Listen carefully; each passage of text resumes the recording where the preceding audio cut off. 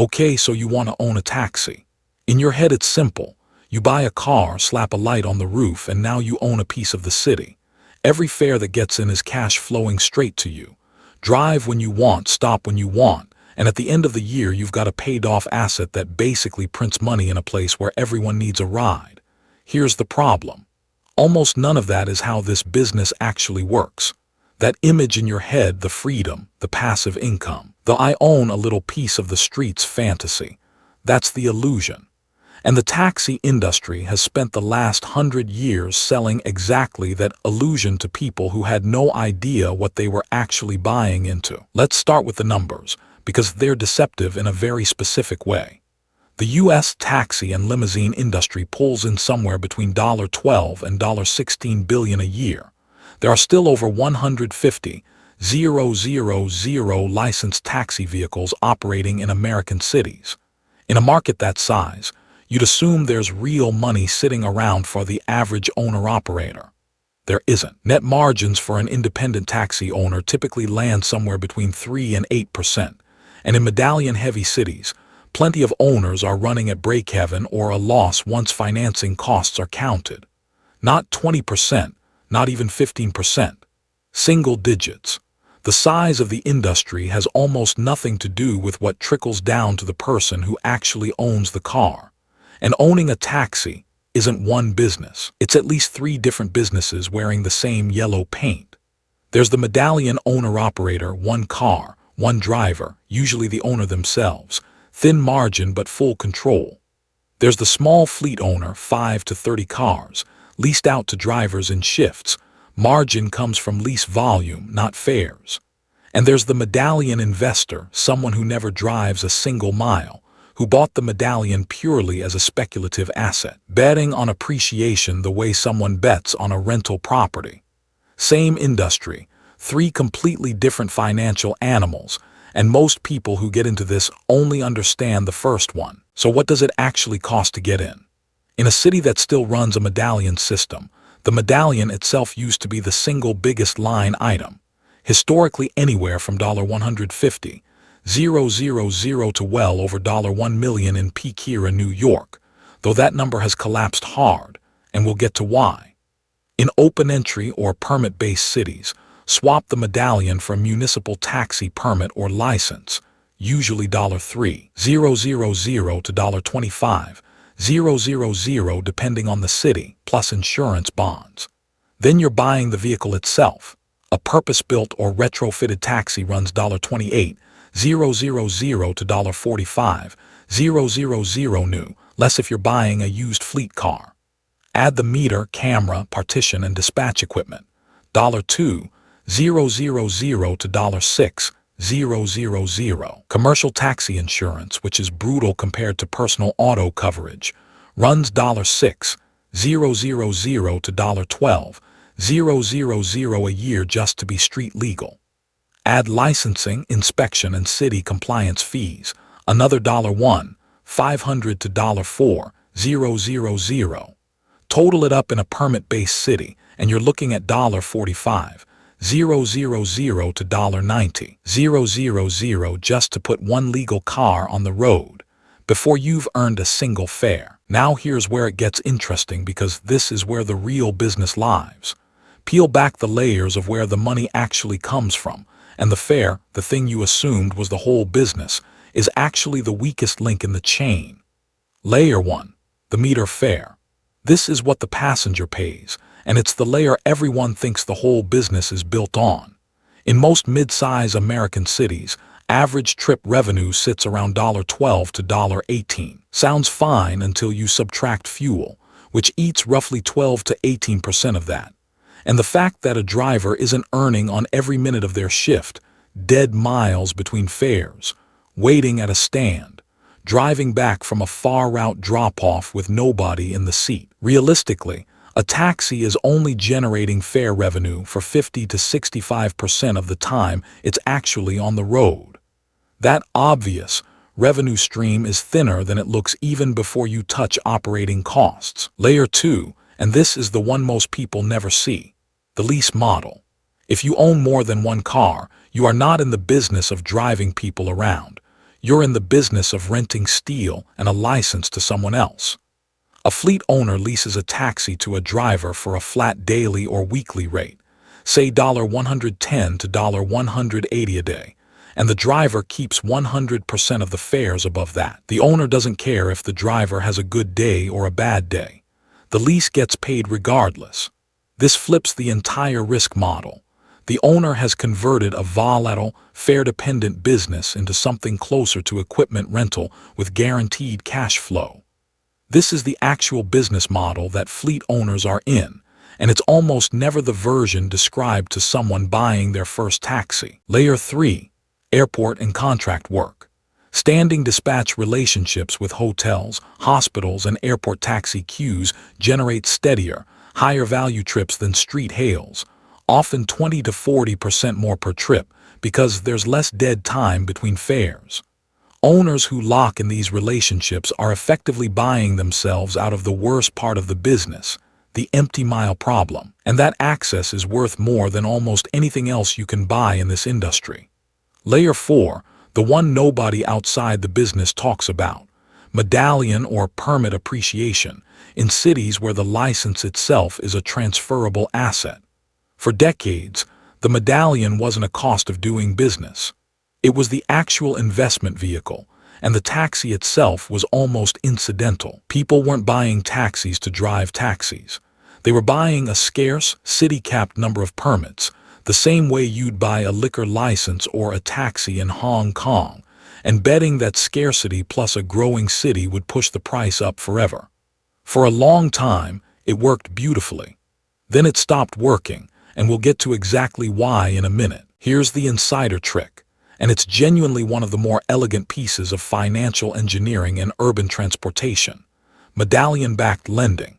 Because medallions were treated as appreciating collateral, credit unions and specialty lenders built an entire ecosystem of loans secured against medallion value, not against the car, against the permit itself. Owners would refinance as the medallion appreciated on paper, pull equity out, and buy more medallions with that equity, compounding their position the same way a real estate investor pulls equity out of one property to buy the next. It's the exact same leverage mechanism that inflated the housing bubble, just running on taxi permits instead of houses. When the underlying asset was rising, this made people wealthy on paper very fast. When it stopped rising, it did the opposite even faster, and that's the mechanism that quietly created one of the worst asset collapses of the 2010s, which we'll walk through shortly. Then there's the daily bleed, the part of this business that has nothing to do with fares and everything to do with the calendar. Every single day a taxi exists, it costs money whether or not it earns a cent.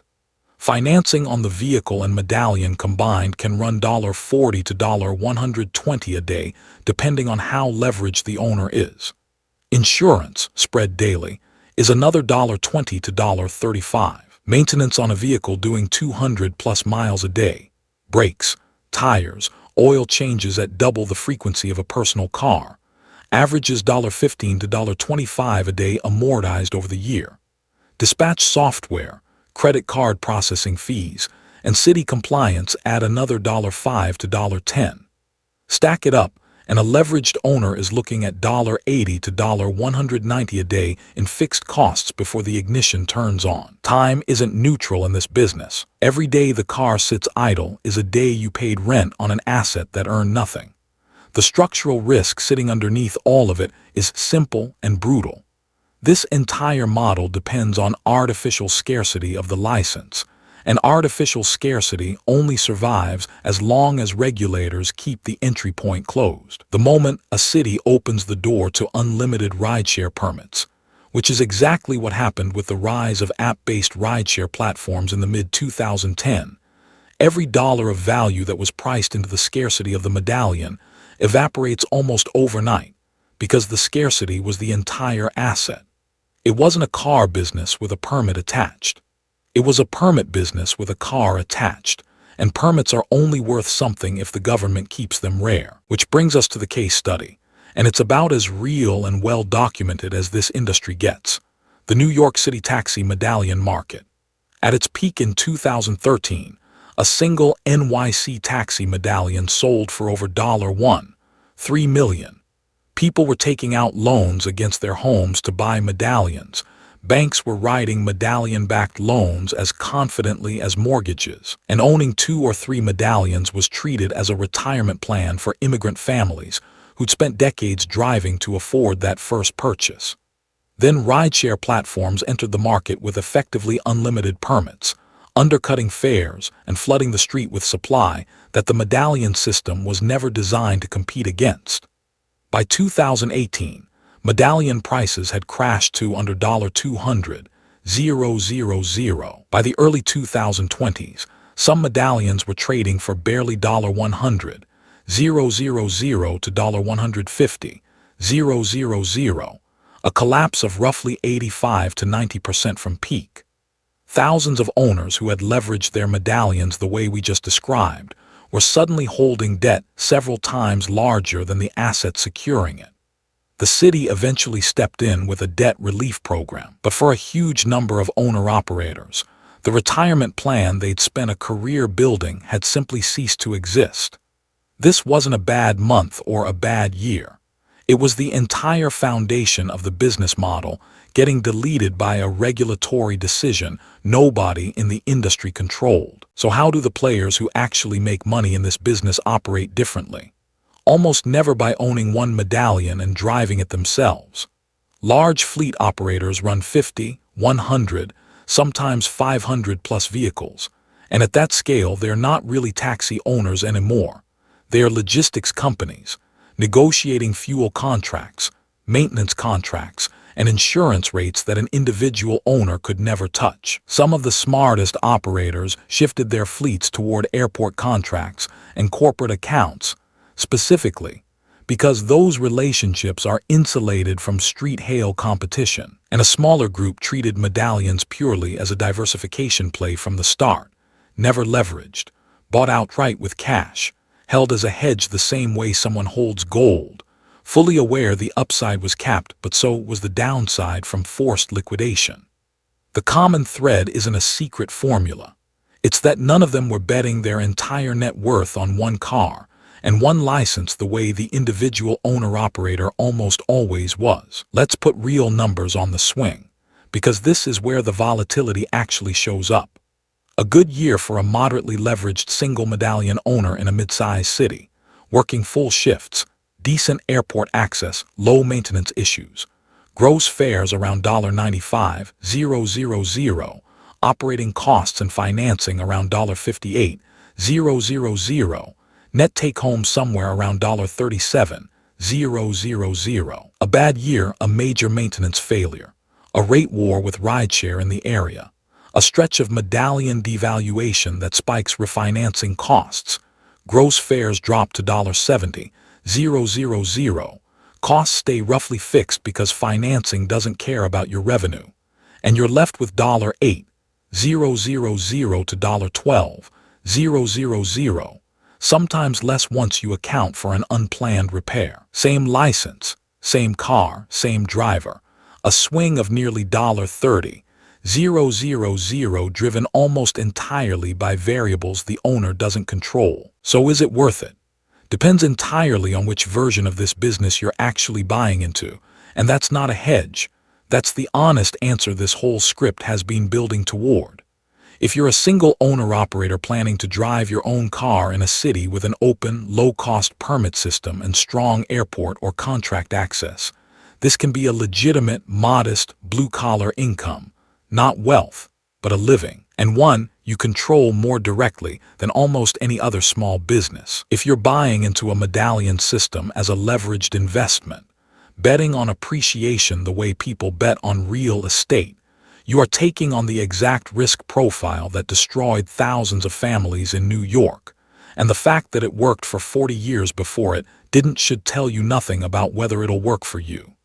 And if you're doing this purely for the fantasy, the I own my own car, I'm my own boss version, you'll survive the first year on adrenaline and realize by year 2 that you've built yourself a very demanding, very illiquid, low-margin job that happens to come with a car payment attached. The taxi was never really the product. It was a scarce license wearing a car as a disguise.